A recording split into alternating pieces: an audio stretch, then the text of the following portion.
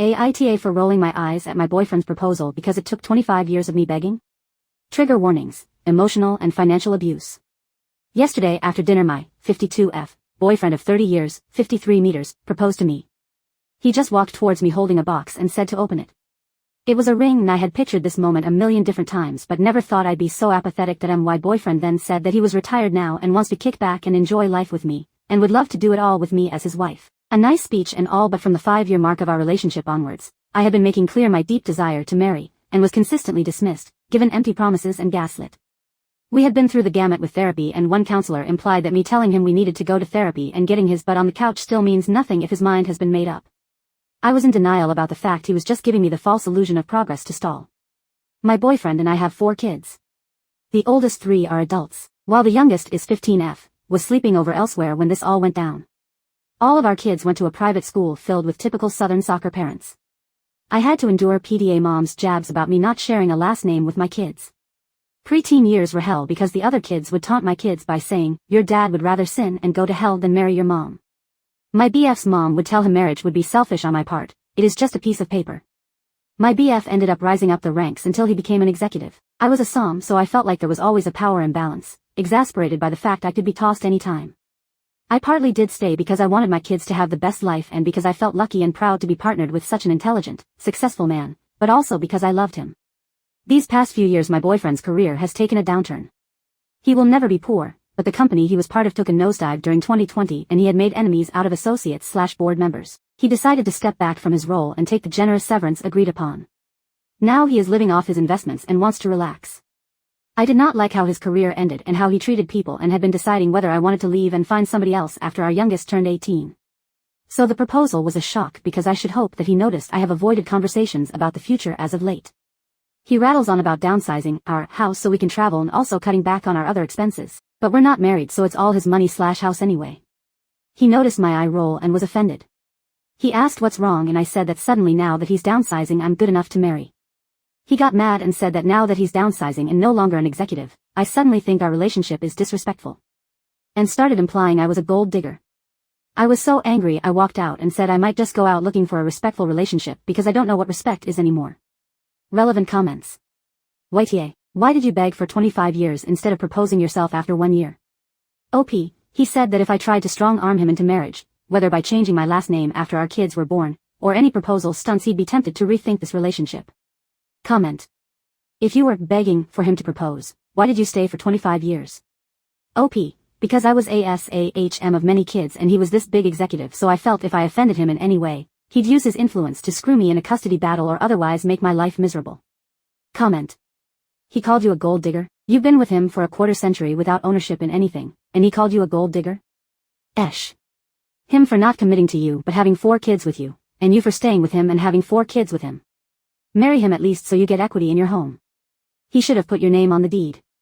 OP, yes, because if I were a gold digger I would have smiled and said yes with intent to divorce him. Instead I said no, but he's just mad about the eye roll. Update 1.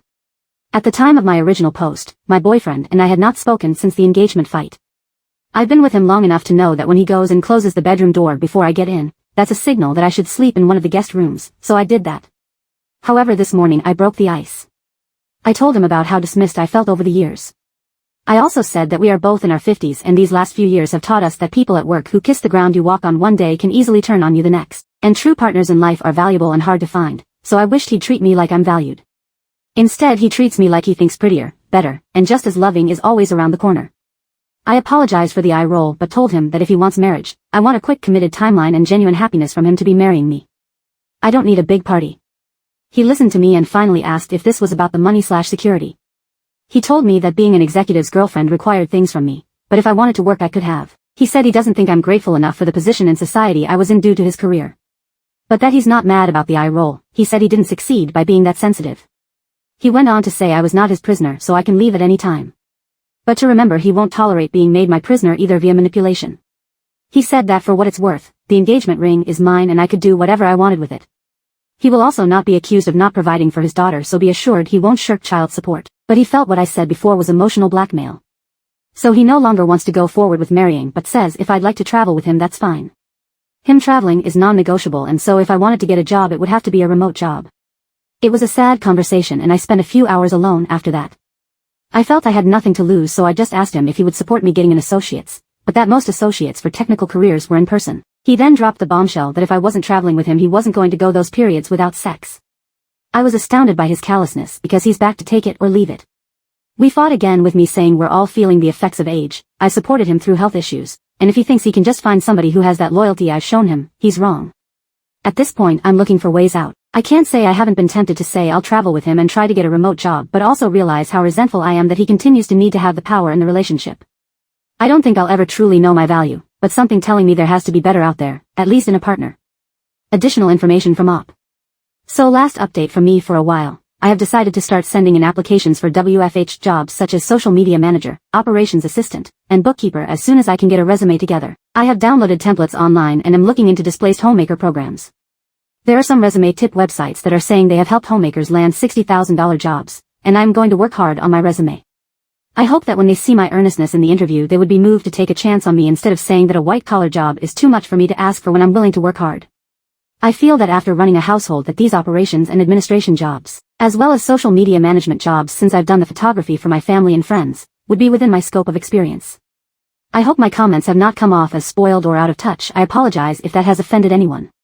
What I was trying to say is that I want to be able to rent a studio/one bedroom in a semi-safe neighborhood, and I've heard that new grads are able to make $45 to $50K a year semi-remote in business administration or marketing, and then hit $70 to $80K in around 5 years, and hope that if I show my intent to get a certification in those fields that employers would give me this opportunity for me to rise up the ranks. I just need somebody to take a chance on me and let me prove that I'm a hard worker. I am not above applying to the big box retailers and such, but the people who work there seem to all be teens or else adults with dubious criminal pasts, so for the sake of my safety, as well as the promotion opportunities available with desk jobs, I would like to explore all my options.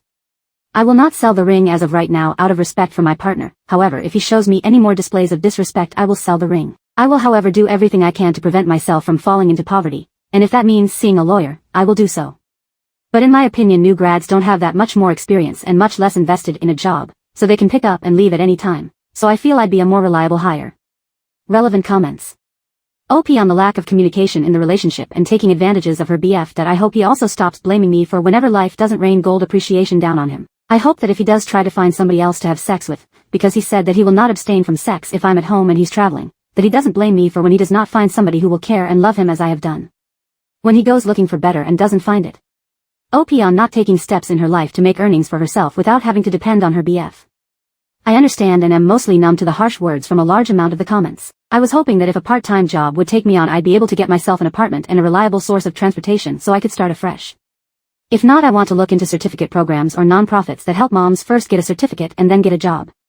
I don't know what remote jobs are like, but if there's remote part-time jobs that don't pay much but allow me to work from home so I can set up my new life, I'd love to do that.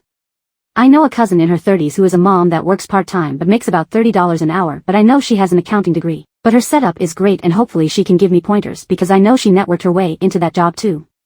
I know I have a lot to figure out. Update number 2. It's been over a month since I last posted and my life has changed drastically. For those who didn't see my previous posts, my boyfriend of 30 years proposed after I had begged him for 25 years and I had rolled my eyes because it took 25 years and him not being an executive anymore. In response, he retracted the proposal. I really wish this update could have been positive. But I'm not doing well. But what remains is hope. Hope in the kindness of others, my grown kids, employers, courts, even my kid's dad.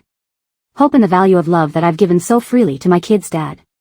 Because I was raised to believe even those who don't appreciate the love I've given them will eventually self-actualize and pay it back. Here's what has happened since. Since my kid's dad accused me of trying to keep him an emotional prisoner, I tried to show him I valued his freedom. I gave him his space and showed that I could live life without trapping him. I started doing that right after our discussion. His reaction was anger. After our talk he started glaring and picking fights over everything, the speed at which I did housework, my spending, within his allowance, and cut it to nearly zero. Asked for the ring back during an argument. I took the comments to my posts to heart. In particular, advice telling me that if badgered I should refuse to leave the house. Just a few days after our conversation about the engagement he picked a fight and accused me of ignoring him. He said he wanted me out. I said no, I deserve to be here. He responded by having a lawyer send me a notice telling me to vacate that day. I happened so quickly I was too shocked to react. My kids were torn between dad's bluffing and to try to leave. But now he's filed to evict. It's up to the courts now. I tried looking for legal aid, but the person I talked to was cold and implied that my status as a mom and partner won't protect me from eviction. I've tried sending out applications for office jobs, but was told by friends to be kind to myself because if one rejection comes, something better will be along. My adult kids suggested I apply for SNAP, food stamps, and I haven't out of shame. They said if I do and Dad and I no longer live together, the government will help me collect child support. My grown kids said they can't risk upsetting Dad. My oldest told me a gas station was hiring night shift, and he'd try to help once he graduated. Just when I decided to just be grateful for the job, they rejected me after an interview where I feel I spoke well. That hurt. But I keep having hope because every day there are new remote and non-remote jobs posted, saying they'll train the right candidate. I am applying to every corporation it seems, with hope that one of them will take a chance on me, give me an interview that I will ace. See me for somebody pulling herself up. I know my boyfriend wants me to beg, but I don't know if that would make him drop the suit. I just don't know anymore. I am in my corner of the house trying to keep things normal and applying like it's a job. I don't know what else to say, but that ends my update for now. I maintain hope and dignity. Relevant comments. Comment. I'm so sorry you are going through this OP. Have you thought about applying for a trade apprenticeship? It's the details of your circumstances or skills, but I wanted you to have another option to consider.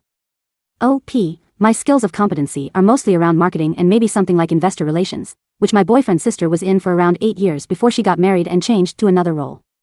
I love creating beautiful imaging and speaking to people, even if they are strangers. I know it doesn't come off that way because I've been through a lot emotionally lately. I don't think I would be a personality fit around tradespeople. We would likely have nothing in common ever, and they run the gamut in terms of background that made them choose trades over an office job that climbs the corporate ladder. OP on getting legal advice and how she was served by her ex. No, I was served by a sheriff. My son looked the sheriff up and confirmed he was legitimate. A friend of his whose dad works in the courts, this friend does not know my husband, says he knows the sheriff and he's been used by his own company to serve stuff when they sued. It was a 30-day notice. I told him I wasn't going to leave. The day after the 30-day notice expired, he filed for eviction and I was soon served. Unless they got an identical twin of the sheriff to impersonate him, then this is real. I gave legal aid the papers and they said it's real. Why do you think it's not, may I ask? When there's a case name and instructions of where to file an answer? I am so confused by this comment. OP on her education and work experiences. I did not go to college, but have done a lot of freelance marketing, doing stuff for family and friends' social media, and editing family pictures, plus promoting school fundraisers. I would love to get a certification if I had the funds, but when I'm entry level I just want to put my nose to the grindstone and work to show my potential. But I will definitely look into those videos, but am so busy with applying for jobs in the first place. Thank you. Update 3. The unconscionable happened. A judge is letting my ex-boyfriend evict me. A judge who is supposed to uphold the laws of fairness, morality, and for years I assumed kindness found, in favor of my ex-boyfriend. My head is spinning. I have not found a job yet. And I did everything right. I applied to hundreds upon hundreds of marketing jobs online. I've gotten 3 responses, but those responses asked me to download communication apps to do the interview and their instructions are so hard to understand. I don't do well with non-concrete directions, so I got too aggravated to respond. However, at this point, I'm desperate enough to interview even there. I have taken the advice to apply to non-marketing jobs. My older daughter wrote me a resume for an office assistant job for a church that only offered 8 to 10 hours a week at $2 over minimum wage. I got called for an interview. And the pastor of all people seemed disappointed after seeing me, and greeted me with a different tone than he greeted the next applicant who came in, a woman in her mid-20s. Horrible behavior from a mid-30s man. He even called me ma'am, in this apprehensive tone. I did not get the job, but I feel bad for whoever does. I only have a few days before a sheriff arrives. I called my kids for help. My legal aid attorney predicted I'd only get visitation until I have a stable place. And child support would likely be enough to only partially pay for motel living, so I needed to quickly get a job. How can the world treat a mom like this? My adult kids arranged to meet me and told me there's a reason even their grandma called my ex an alley cat. They offered to sneak food from dining halls when I visit and lend me clothes for interviews. But said their dad laid down the law with regards to sending money and they will not be sending me any money. And that when they get jobs of their own, they will also be prioritizing their own savings, and I should not expect any money. And that it's not my fault, but at some point the shows of fickle affection they've seen during their childhood, where they faced bullying and watched people like me who are kind be scorned, jaded them. And in all that instability, accomplishments and money were the only constants, and that has made them emotionally apathetic.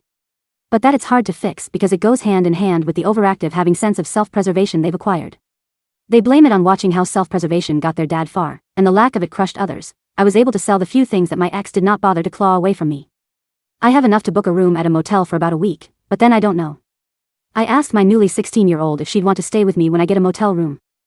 She started crying and begging her dad to let me stay. I will fight for custody with every ounce of strength I have. But I'm guessing her siblings are telling her to enlist self-preservation and stay with her dad. I understand, I do. But she still needs her mom. I'm in contact with a shelter. Hopefully I can find somebody who will fight for me to get housing. But I don't know what my future holds. Relevant comments. You have no job or home, why would you be granted custody? OP, I'm working on finding a stable place for me and my daughter. Update 4. I want to apologize to everybody I have offended with my third update. It's not my intention to look down on anybody, but I wish there was more understanding about how I had absolutely nobody to talk to.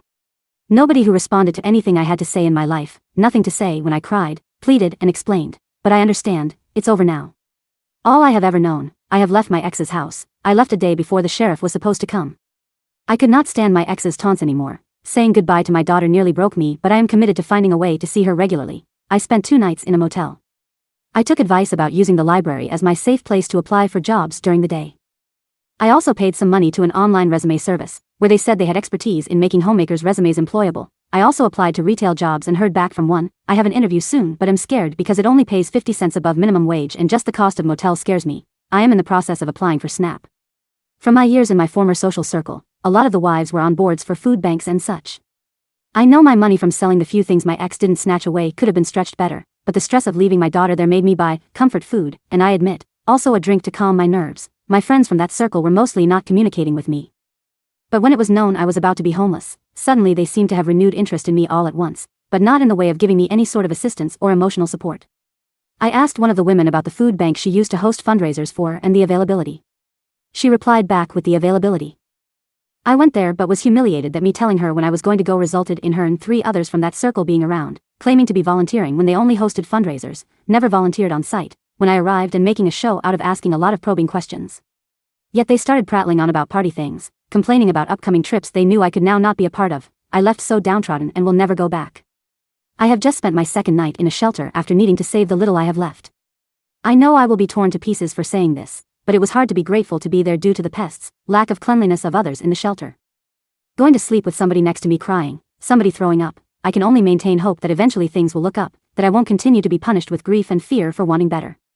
I hope I get the job I'm interviewing for. I shake at the thought of going back to the shelter again. They make us leave at a certain morning time. I am not this do-nothing leech. I just made the mistake of loving a man and hoping he'd value that.